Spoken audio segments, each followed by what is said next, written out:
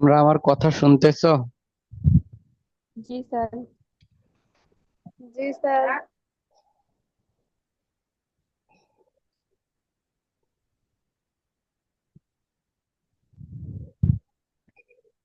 চলো শুরু করি। গত ক্লাসে যেখানে করেছিলাম অঙ্ক, ওটার মতো সিমিলার অঙ্ক দিছিলাম কোনো গত ক্লাসের অঙ্কের মতো? जी सर। जी सर। সমস্যা আছে কোনো? চারটা মেথড দেখাইছিলাম। কারো কোনো সমস্যা নাই চারটা মেথড বুঝতে? স্যার না 51 স্যার নম্বর সমস্যা আছে আখিরার আমার। 51 নাম্বার? হ্যাঁ। আচ্ছা, আমরা তাহলে সলভটা একটু সমস্যাটা সলভ করে দেখি 51 নাম্বারে কি আছে।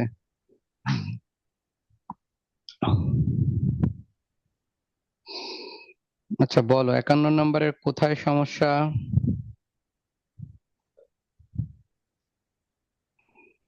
বলো, 51 নাম্বার অঙ্কের কোথায় সমস্যা? পুরো অঙ্কটাই সমস্যা?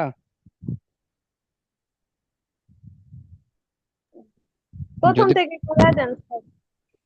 করাই দিব? হ্যাঁ। ঠিক আছে, চলো তাহলে 51 নাম্বার অঙ্কটা আমরা করি। এই অঙ্কটা হলো 2-এর 149 পেজে, সি 51 নাম্বার অঙ্ক, যেটা বোর্ডে আসছে 2018 সালে। এটা পিঙ্কি কনস্ট্রাকশন কোম্পানি নামে দেয়া আছে, পিঙ্কি কনস্ট্রাকশন কোম্পানি এই নামে অঙ্কটা দেয়া আছে। তাই যেহেতু সমস্যা বলছো, আমরা শুরু করে দিলে হয়তোবা তোমরা মাঝপথে বুঝতে পারবা। সবাই বের করে নাও 51 নাম্বার অঙ্ক, page number 2, 149 page, plant asset, natural resource and intangible asset চ্যাপ্টারের। স্যার কথাটা আটকে একটা আসতেছে। কথা আটকায় আসে? সবার কি সেম প্রবলেম হচ্ছে দেখো তো? না না স্যার স্যার, ঠিক কথা আছে। ঠিক পাচ্ছি। কথা ঠিক আছে। তাহলে ওই যার আটকায় আসতেছে তার মোবাইলের নেটওয়ার্ক সমস্যা, অথবা যে ওয়াইফাই ব্যবহার করতেছো সেখানে সমস্যা। আমার এখান থেকে যদি আউটপুট কোনো সমস্যা হয় তাহলে সবাই সেম সমস্যা ফেস করবা।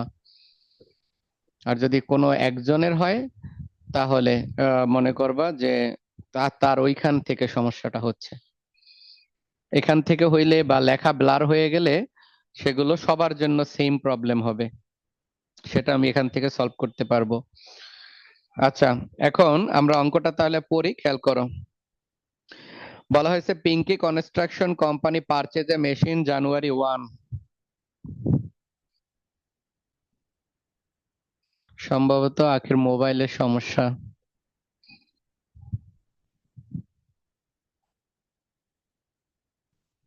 আচ্ছা, জয়েন করছে। দেখো তাহলে শুরু করি। এখন কি আখি শুনতে পাচ্ছ ঠিক মতো?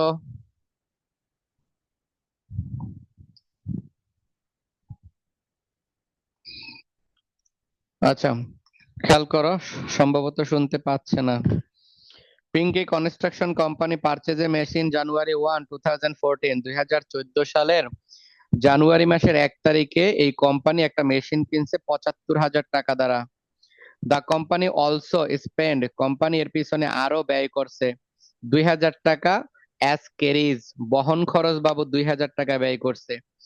এন্ড 3,000 টাকা ফর ইনস্টলেশন চার্জ, মানে সংস্থাপন ব্যয়। মেশিনটা কিনে বহন খরচ মানে ট্রাক ভাড়া দিয়ে কারখানায় নিয়ে আসছে 2,000 টাকা দিয়ে, আর মেশিনটা নাট বল্টু দিয়া লাগাইছে, অর্থাৎ মেশিনটা সংস্থাপনে স্থাপন করা হয়েছে, ফ্যাক্টরিতে বসানোর জন্য 3,000 টাকা ব্যয় হয়েছে। তারপরে the machine has expected to have a useful life 5 years, মেশিনটার 5 বছর আয়ুষ্কাল, অ্যান্ড স্ক্র্যাপ ভ্যালু, এবং এটা 5 বছর ব্যবহার করার পরে অবশেষ মূল্য থাকবে 8,000 টাকা। Assume the accounting year is close 31 December each year, প্রত্যেক বছরের ডিসেম্বর মাসের 31 তারিখে হিসাবের বই ক্লোজ করে দেয়। Show the depreciation schedule, schedule বা স্কেজুল যেটাই বলি, অর্থাৎ অবচয়ের তালিকা প্রস্তুত করতে বলছে 2014 সাল থেকে 2018 সাল পর্যন্ত, ইউজিং দ্য ফলোইং মেথড, নিচের মেথড দ্বারা। এখন মেথডের মধ্যে প্রথম method some of year digit method, পরেরটা হলো ডাবল ডিক্লাইনিং ব্যালেন্স মেথড। আখি কি এখন শুনতে পাচ্ছ ঠিক করে?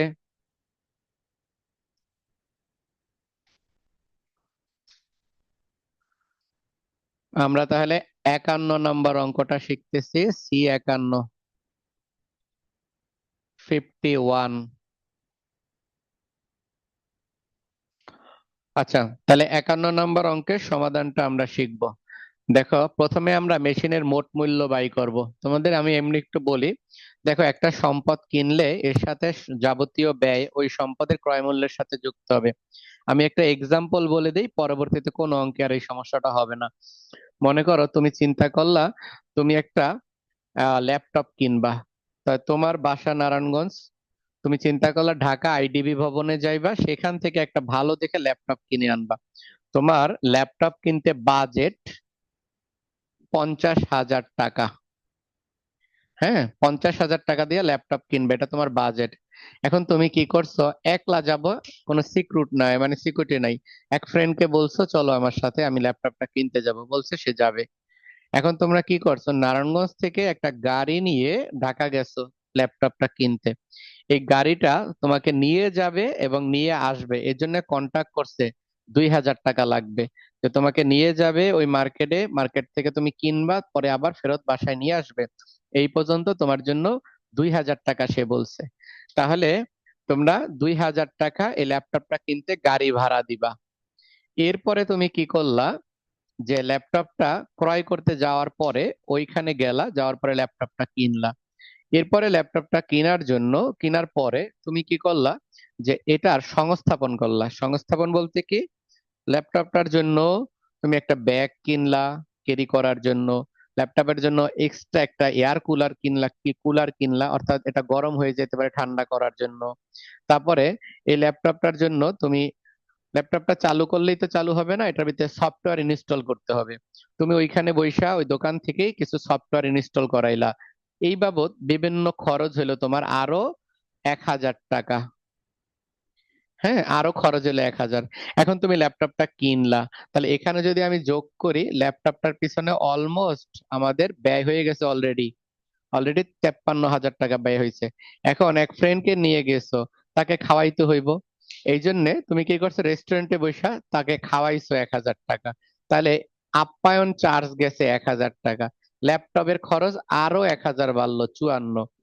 এরপরে ল্যাপটপটা কেনার সময় সেলস ট্যাক্স আছে, ইম্পোর্ট ডিউটি আছে, এরকম আরো অনেক ধরনের শুল্ক আছে। এই শুল্ক বাবদ মনে করো আরো 6,000 টাকা ব্যয় হয়েছিল। এই সবগুলো ব্যয় যোগ করার পরে আমাদের হয়েছে 60,000 টাকা। এখন ল্যাপটপটার প্রকৃত দাম কিন্তু 50,000, কিন্তু আনুষঙ্গিক সব খরচ যোগ করে হয়েছে কয় হাজার, 60,000। যদি কেউ জিজ্ঞেস করে তুমি না ল্যাপটপ কিনছো বিলে, ল্যাপটপটার দাম কত, তখন তুমি যদি বলো আমি ল্যাপটপ কিনছি 50,000 দিয়ে, হবে না। তুমি ব্যবসায়িক চিন্তা ভাবনা থাকলে তুমি বলবা ল্যাপটপ কিনতে, ল্যাপটপের তো আসলে দাম ছিল 50,000, কিন্তু এটা কিনতে কিনতে শেষ পর্যন্ত বাইতে বাসা আসতে আসতে আমার খরচ হয়ে গেছে 60,000, তার মানে ল্যাপটপটার দাম 60,000। তাহলে আমরা এখানে শিখলাম, একটা সম্পদ ক্রয় করলে ইম্পোর্ট ডিউটি, আমদানি শুল্ক সহ আনুষঙ্গিক এই সম্পদটা পুরোপুরি পুরোপুরি অপারেশনে যাওয়ার আগ পর্যন্ত যত ধরনের ব্যয়, এই সবগুলো ব্যয়কে একত্রে যোগ করলে যাওয়া পাওয়া যায়, তাকে বলা হয় সম্পদের ক্রয় মূল্য। তাহলে আমাদের এই যে আলোচ্য অঙ্ক, যে অঙ্কটা আমরা এখন শিখবো 51 নম্বর, এই অঙ্কটার মধ্যে ল্যাপটপটা মানে সম্পদটা ক্রয় করা হয়েছে একটা নির্দিষ্ট অর্থ দিয়ে। এর পিছনে আরো দুইটা ব্যয় করা হয়েছে। একটা হলো ক্যারিজ মানে বহন খরচ, এটা আনতে ব্যবহার হয়েছে ভ্যান, গাড়ি, পিকআপ ভাড়া। আর আইনা ফ্যাক্টরিতে বসানোর জন্য একটা চার্জ লাগছে, ওই লেবার লেবার শ্রমিকরা, এরা ট্রাক থেকে মেশিনটা নামাইয়া এরা কারখানায় নিয়ে গেছে, তারপর কারখানায় বসাইছে, পরে চালু দিছে, চালু হয়েছে। এই পর্যন্ত যে ব্যয়গুলো, সেখানে আরো 3,000 টাকা ব্যয় হয়েছে। এখন যদি বলি, যে মালিক যদি বলে এই মেশিন বসাইতে কত লাগছে ফ্যাক্টরিতে, তাহলে তুমি ওই কিনছো দিয়া যত টাকা দিয়ে এটা বললে চলবে না। তোমার আনুষঙ্গিক যত পাইপলাইনে ব্যয় আছে সব ব্যয়গুলো যোগ করলে হবে। তাহলে আমাদের একদম সম্পূর্ণ স্পষ্ট একটা জ্ঞান থাকতে হবে, যে একটা সম্পদ ক্রয় করলে এর পাশাপাশি আনুষঙ্গিক যত ব্যয় আছে সবগুলো ব্যয় যোগ করলে যা হয় তাই হলো সম্পদের ক্রয় মূল্য। তবে এখানে একটা বিষয় মনে রাখবা, ইন্স্যুরেন্স চার্জ হিসাবভুক্ত হবে না। তাহলে একটা বিষয় অন্তর্ভুক্ত হবে না, সেটা হলো ইন্স্যুরেন্স চার্জ। কারণ আমি ল্যাপটপ কিনছি, আমি বীমা করতাম না, এটা আমার ইচ্ছা। আমি ঝুঁকির পছন্দ করি না, তাই আমি বীমা করব। এখন একটা গাড়ি, রোডে চালাইতে গেলে বীমা করতে হইতে পারে, আবার তুমি বীমা নাও করতে পারো, এটা তোমার ইচ্ছা, ব্যক্তিগত বিষয়। তার মানে হলো অ্যাক্সিডেন্টের জন্য যে ধরনের বীমা ব্যবস্থা আছে, এই বীমা ব্যবস্থা ব্যতীত অন্যান্য সকল খরচ এই সম্পদের ক্রয় মূল্যের সাথে যুক্ত হবে। তাহলে আমরা এই 51 নাম্বার অঙ্কে যে কাজটা করব, সম্পদের প্রকৃত মূল্যর সাথে আনুষঙ্গিক ব্যয় যোগ করে টোটাল কস্ট বের করে নিব। আচ্ছা, তাহলে আমরা একটা ওয়ার্কিং করে এই বিষয়টা লিখবো। লেখো, calculation of total cost of, এই অঙ্কটার নাম কি, মেশিন না অন্য কিছু বলো তো? Machine. Total cost of machine, calculation of total cost of machine বা calculation total cost of machine, এই অফ না লিখলেও হবে। আচ্ছা, এর মধ্যে আমরা প্রথমে লিখবো purchase price, PURCHASE, purchase price. এখন আমাকে একজনে বলো সম্পদটার ক্রয় মূল্য কত, আমাকে একজনে বলো। ৭৫,০০০ টাকা। ৭৫,০০০ টাকা। আচ্ছা, সবাই ক্লিয়ার? না শুনতে পেলে আমাকে বইলো, হ্যাঁ, সম্পদটার দাম ৭৫,০০০ টাকা, এর সাথে আনুষঙ্গিক ব্যয় যুক্ত হবে। এখন এই অঙ্কে আনুষঙ্গিক ব্যয় দুইটা। প্রথম যেটা, সেটা হলো ক্যারিজিন, মানে হলো বহন খরচ, ক্যারিজিন, এটার ব্যয় হলো ২,০০০ টাকা। আরেকটা খরচ ছিল, সেটা হলো ইনস্টলেশন চার্জ,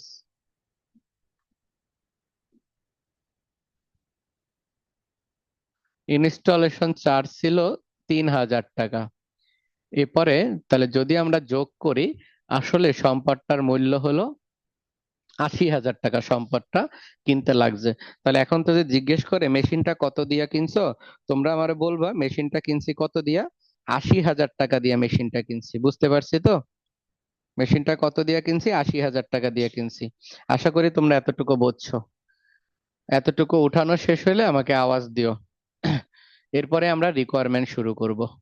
দুইটা মেথড করতে স্যার বলছে। ওখানে হয়েছে। আচ্ছা, তাহলে আমাদের এতটুকু হইলো। আচ্ছা, তাহলে আমাকে বলো, একটা সম্পদ ক্রয় করলে সব যোগ হবে সম্পদের সাথে আনুষঙ্গিক ব্যয় কি ব্যতীত? ইন্স্যুরেন্স চার্জ ব্যতীত। ইন্স্যুরেন্স চার্জ ব্যতীত সকল খরচ যুক্ত হবে। তাহলে আজকে আমরা এটা শিখে ফেললাম। চলো রিকোয়ারমেন্ট 1 করব। রিকোয়ারমেন্ট 1 বলছে sum of year digit method, SYD method. আমি সংক্ষেপে লিখলাম।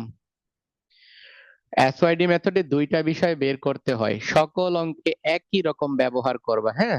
দুইটা বিষয় বের করতে হয়। প্রথমটা হলো total depreciation, total depreciation. Total ডেপ্রিসিয়েশনের সূত্রটা হলো কস্ট মাইনাস স্যালভেজ ভ্যালু। আর আমরা জানি স্যালভেজ ভ্যালু টোটাল 4টা নাম। কস্ট আমরা একটু আগে বাই করলাম ৮০,০০০, আর এই অঙ্কে স্যালভেজ ভ্যালু বলছিল ৮,০০০ টাকা। তাহলে বিয়োগ করলে হয় ৭২,০০০ টাকা। এই ৭২,০০০ টাকা হলো এই সম্পদের আয়ুষ্কালের মোট অবচয়। SYD মেথডে, সাম অফ ইয়ার ডিজিট মেথডে 2 নাম্বার যে বিষয়টা বাই করতে হয়, সেটা হলো sum of year digit, sum of year digit. আর সাম অফ ইয়ার ডিজিট বের করার জন্য আমরা একটা সূত্র ব্যবহার করব সব সময়, এই সূত্রটা সব সময় ব্যবহার করব। এখন এই সাম অফ ইয়ার ডিজিট, এই সম্পদটা মারা যাইব কয় বছর পরে বলো তো? আয়ুষ্কাল কয় বছর? 5 বছর। তাহলে আয়ুষ্কাল 5 বছর। চলো আমরা এটার সমাধান করি। 5 × 6 / 2। আচ্ছা, এটার অ্যান্সার আসে 15। তার মানে এই সম্পদের আয়ুষ্কালের বর্ষ সংখ্যার সমষ্টি হলো 15। এখন তোমরা আবার একটা বিষয় দেখো, এই বর্ষ সংখ্যার সমষ্টি বের করলাম, ঠিক আছে, এটা আরেক ভাবে বের করা যায়। মনে আছে তো যে বছরকে উল্টা কইরা জুলাই দিলেও আরেক ভাবে বের হয়? আশা করি ওটা তোমাদের মনে আছে যে 5+4+3+2+1, এভাবেও যদি করি তাহলেও হবে। এখন বলো যে পরীক্ষায় কোনটা করব, তোমার যেটা ভাল লাগে ওইটাই করবা, এটা তোমাদের ইচ্ছা। তবে প্রথমটা মনে রাখা ভালো, দ্বিতীয়টা থেকে প্রথমটা ভালো মনে হবে, দ্বিতীয়টা সহজ, যে বছরকে উল্টা করে লটকায় দিলেই তো হয়ে গেল। কিন্তু আমরা দ্বিতীয়টা না করে প্রথমটা করব। আচ্ছা, তাহলে আমাদের সাম অফ ইয়ার ডিজিটের এইটুকু হইলো, এতটুকু উঠানো হইলে আমরা শিডুই লাগবো, ডেপ্রিসিয়েশনে শিডুই লাগবো। আমরা কিন্তু মনে রাখবো বইতে কিন্তু অনেক ভুল থাকে অঙ্কে, বুঝছো? বইয়ের অ্যান্সারে দেখবা কিন্তু অনেক ভুল থাকে। এটা ভুলটা হয় কেন? প্রত্যেক বছর বইয়ের প্রশ্ন মডিফাই করে, উত্তর আর মডিফাই করে না। এই জন্য দেখা যায় শূন্য কম বেশি থাকে, তারিখে একটু ভুল থাকে, ক্যালকুলেশনে কিছু কিছু ভুল থাকে। এগুলো আমরা আস্তে আস্তে এটা বুঝতে পারবো যে আসলে কি ভুল আছে কি নাই। এতটুকু উঠানো হয়েছে আশা করি। যদি উঠানো না হয় তাহলে কিন্তু আমাকে আওয়াজ দিবা। আর প্রত্যেকটা অঙ্ক কখনোই তোমরা কি করবা, চেঞ্জ করবা না। আমিও যদি কখনো চেঞ্জ করি কারণ জিজ্ঞেস করবা যে আপনি এটা চেঞ্জ করলেন কেন। কারণ আমরা তো, আপনি তো বলছেন সব অঙ্ক একটা নিয়মে করবেন। যেখানে আমি চেঞ্জ করব অবশ্যই সেখানে কারণ থাকবে, তাহলে কারণটা তখন আমাকে জিজ্ঞেস করবা। অর্থাৎ আমাদের উদ্দেশ্য হলো যে আমরা একবার শিখবো, কখনোই আমাদের আর ভুল হবে না। আচ্ছা আমারে বলো, এই শিডিউলে এই যে স্কেজুল তৈরি করি, এই বিবরণীর মধ্যে আমাদের ঘর হইব কয়টা বলতে পারবা সাম অফ ইয়ার ডিজিট মেথডে? 7টা। 7টা হবে, হ্যাঁ right.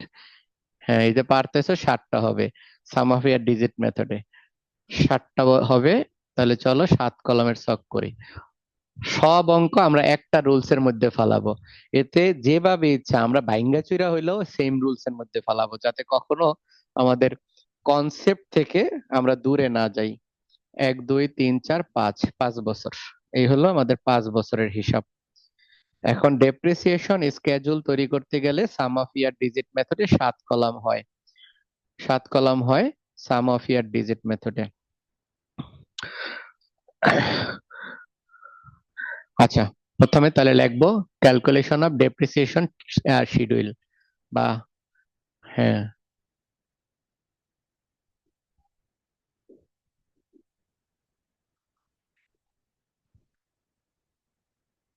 Depreciation schedule sum of year digit method. আর কিছু লিখলাম না, এতটুকুই লিখলাম। অথবা কি লিখতে পারি, ক্যালকুলেশন অফ ক্যারিং ভ্যালু। আশা করি এটা আগের ক্লাসে লিখছিলাম যে ক্যালকুলেশন অফ ক্যারিং ভ্যালু, এটা লিখলেও হবে। আচ্ছা প্রথমে হলো ইয়ার, এই সম্পদটা ক্রয় করছে একটা নির্দিষ্ট বছরে। কোন বছর ক্রয় করছে আমাকে একটু বইলো। 14 সালে। 2014 সালে সম্পদটা ক্রয় করছে। আমরা প্রয়োজনে স্লো শিখবো, কিন্তু আহ আমরা এমন ভাবে শিখবো যাতে আমাদের আর অঙ্ক কখনো দ্বিতীয়বার শিখতে না হয়। তোমরা অনলাইনে ক্লাস করবা, আরো আগে করলে ভালো হইতো। ধরো ফার্স্ট ইয়ারে পরীক্ষা দিছে, এরপরে আর এই ভুলগুলা কখনো করবা না। ফার্স্ট সেকেন্ড ইয়ার পরীক্ষা দিবা, যেদিনকা শেষ 1 মাস ঘুরবা, 1 মাস পরেই, অর্থাৎ একটা মাস ঘুমাইয়া উঠা তারপরে আবার পড়া শুরু করবে, সেটা অনলাইন পড়ো বা অফলাইন পড়ো। এবার এই যে এবছর 5টা মাস নষ্ট করছো, এই 5টা মাসের ইম্প্যাক্টটা তোমরা সামনের দিকে আর 2 মাস পরেই এটা পাইতে থাকবা। দেখবা যে তোমার অনেক পড়া আছে কিন্তু তোমার সময় নেই। এখানে একটা সমস্যায় তোমরা পড়বা। এরপরে আর কখনো এই কাজ করবা না। কই থেকে যে এটা পাইছো তোমরা, যে আমরা রেজাল্ট দিলে পড়বো। আর আমার অনলাইনে একটা ব্যাচ আছে, হ্যাঁ এই যে তোমাদের পরে একটা ব্যাচ পড়াবো, ওই ব্যাচটার আমার 2টা বই শেষ পড়ানো। কস্ট অফ মেশিন এখানে লিখবো, কস্ট অফ মেশিন। এই সম্পদের মেশিনের আয়ুষ্কাল হইলো, মেশিনের সম্পদের দাম হলো 80,000 টাকা, যেটা আমরা শুরুতে ক্যালকুলেশন করে বের করে রাখছিলাম। সম্পদের দাম 80,000। এরপরে আমরা এখানে লিখব টোটাল ডেপ্রিসিয়েশন।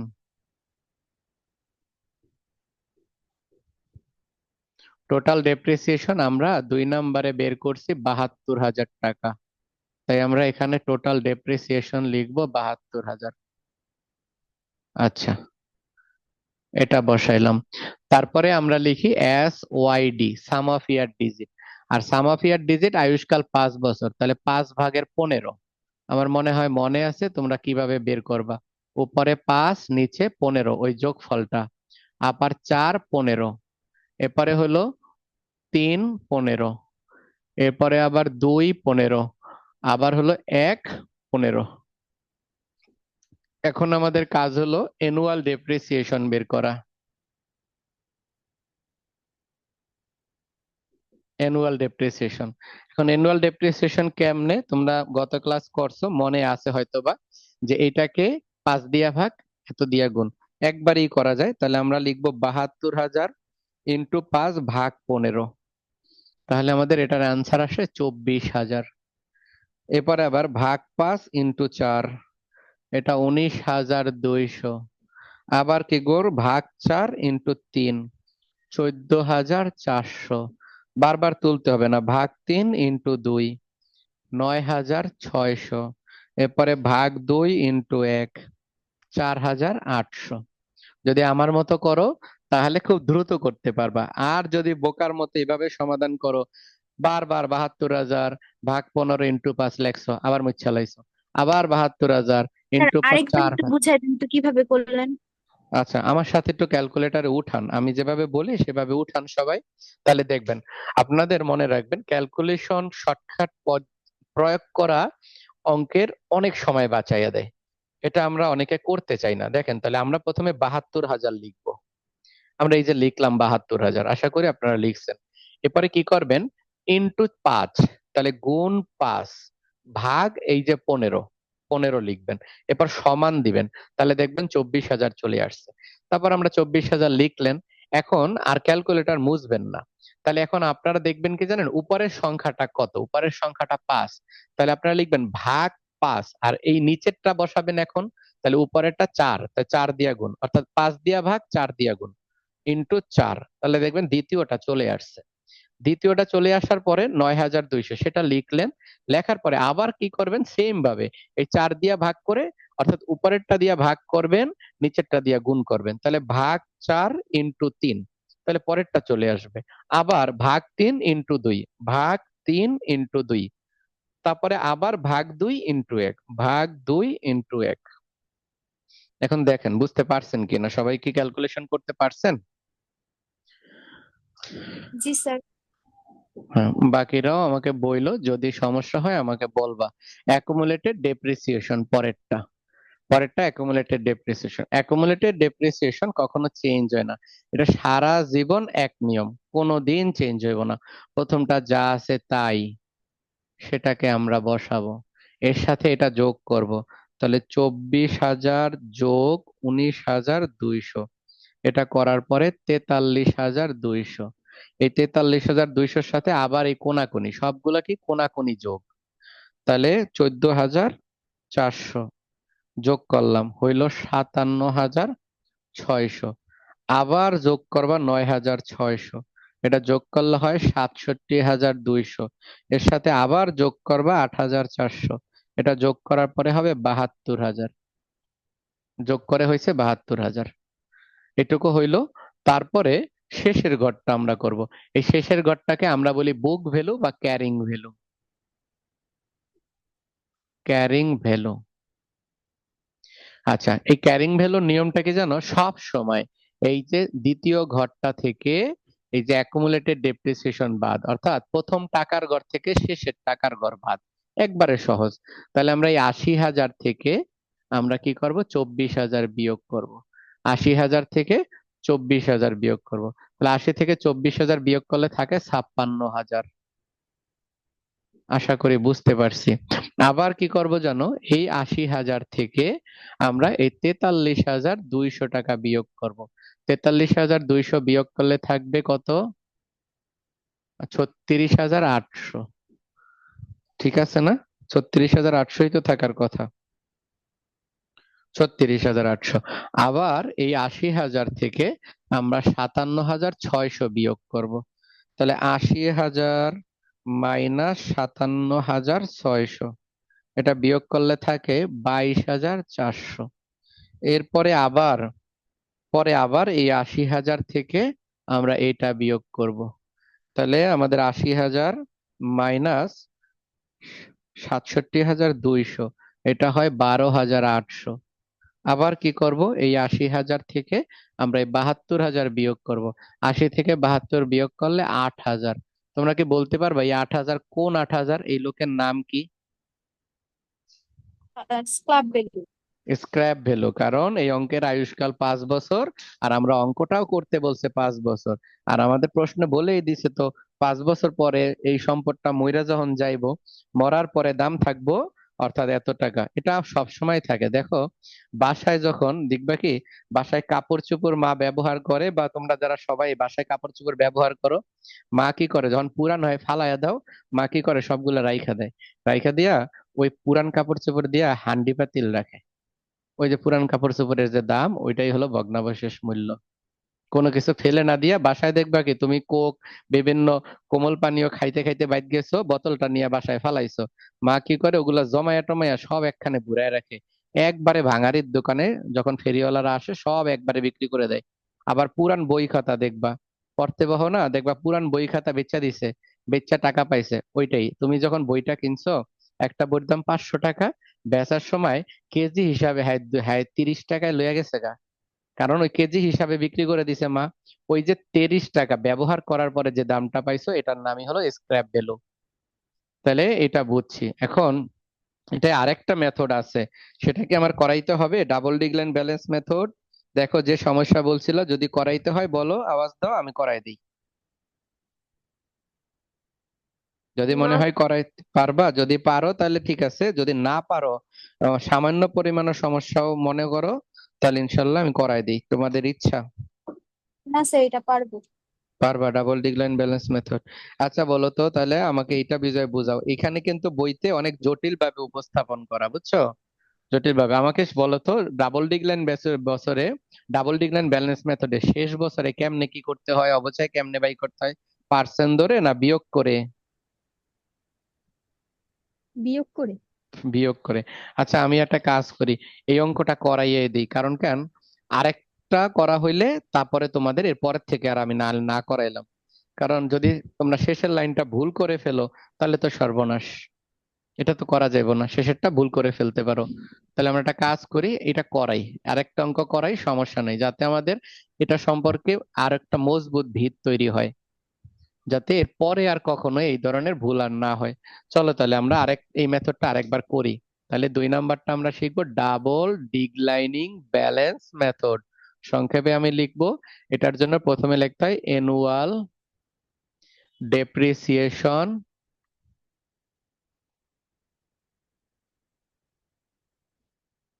রেট, বাৎসরিক অবচয়ের হার, এটা বের করতে হয়। আর এটা বের করার সূত্র হইলো এরকম, ইন্টু 2।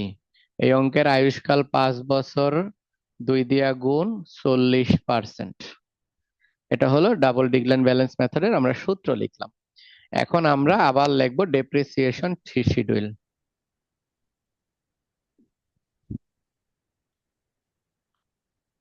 ডেপ্রিসিয়েশন শিডিউল, এই মেথডে কয়টা ছক হয় বলতে পারবা? কলাম হয় কয়টা?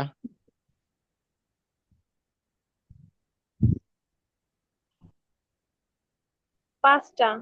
এই মেথডে কলাম হয় 5টা, জি। এই মেথডে কলাম হয় 5টা।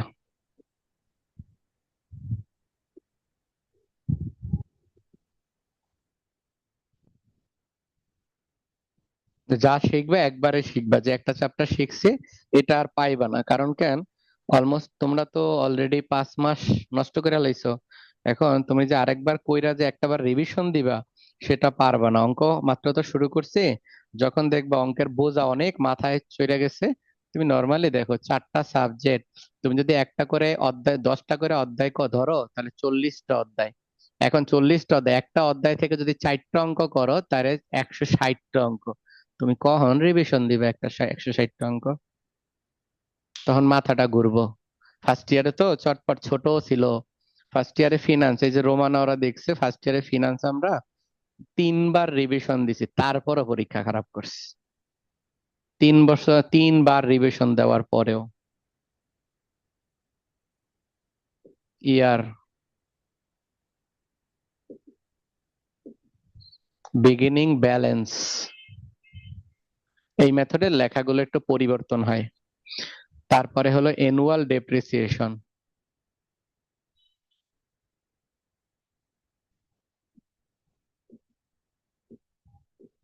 তারপরে হলো অ্যাকুমুলেটেড ডেপ্রিসিয়েশন,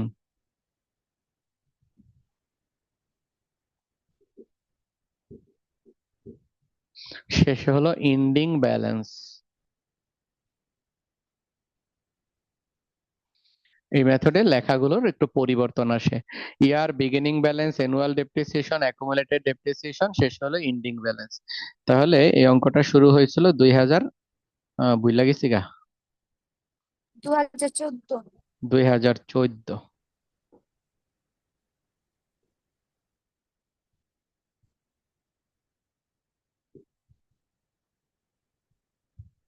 দুই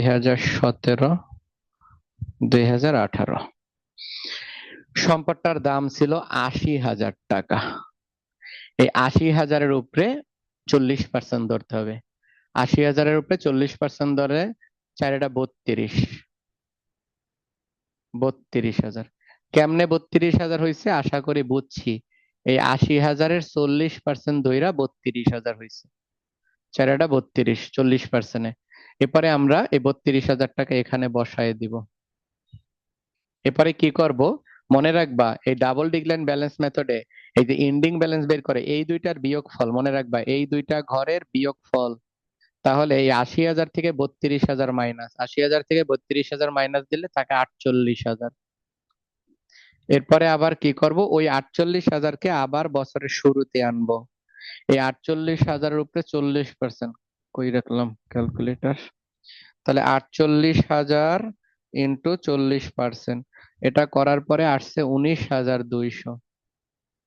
এই 19,200 এটার সাথে এটা যোগ করে দিব, 32,000 যোগ 19,200, এটা যোগ করলে আসে 51,200। আবার কি করতে হবে, এই দুইটা অ্যামাউন্ট বিয়োগ, মনে রাখো এই দুইটা, অর্থাৎ এই অ্যামাউন্টটা আর এই অ্যামাউন্টটা বিয়োগ, সবসময় কিন্তু অ্যাকুমুলেটেড বিয়োগ। কিন্তু এই একটা মেথডে অ্যানুয়াল ডেপ্রিসিয়েশন বিয়োগ ক্রমহ্রাসমান জের পদ্ধতিতে। তাহলে 48,000, এটা থেকে আমরা 19,200 বিয়োগ করব। বিয়োগ করার পরে থাকে এখানে 28,800, এটা থাকলো 28,800। এই 28,800 আবার আমরা শুরুতে লিখবো 28,800। এইটার উপরে আবার আমরা 40% ধার্য করব, 11,520। এই 11,520 এটার সাথে যোগ করব 51,200, এটা যোগ করার পরে 62,720। এই 62,720 হইল। এখন আবার কি করব, আবার এই দুইজনকে পাশাপাশি দুইজনকে বিয়োগ করব, যে 28,800 মাইনাস 11,520, এটা করার পরে এখানে আসলো 17,280, 17,280। এখন এই 17,280 আবার শুরুতে আনবো, 17,280। আবার এটার উপরে চট করে 40% ধার্য করে ফেলবো, 6,912। এখন আবার এই দুইটা যোগ করব, যোগ 62,720, এটা যোগ করার পরে 69,632, 69,632। এরপরে কি করব, এই যে 17,280 থেকে 17,280 থেকে 6,912 বিয়োগ করব, করার পরে এখানে আসবে 10,338, 10,338। আমরা শেষ বছরে চলে আসছি, আর এই চ্যাপ্টার এই মেথডে শেষ বছরটাই হলো বেজাল্লা। তাহলে আমরা কি করব, এই 10,380-কে আমরা শুরুতে লিখবো, তাহলে লিখবো 10,300, সরি 10,368। এখন এই অবচয়টা কেমনে বাই করব, শেষ বছরের অবচয়, শেষ বছরে আর এটার উপরে 40% ধরতে পারবো না। শেষ বছরের অবচয় হবে স্যালভেজ ভ্যালু বাদ দিয়ে, অর্থাৎ এই অঙ্কের স্যালভেজ ভ্যালু এই শেষের ঘরে আগে লিখবো 8,000।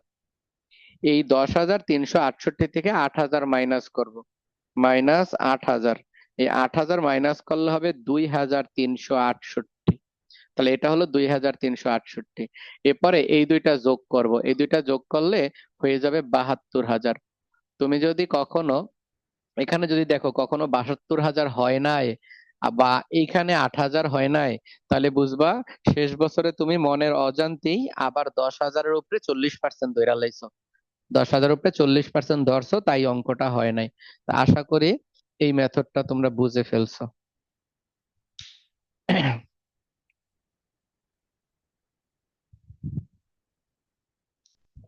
ক্লিয়ার হয়েছে আশা করি সবার।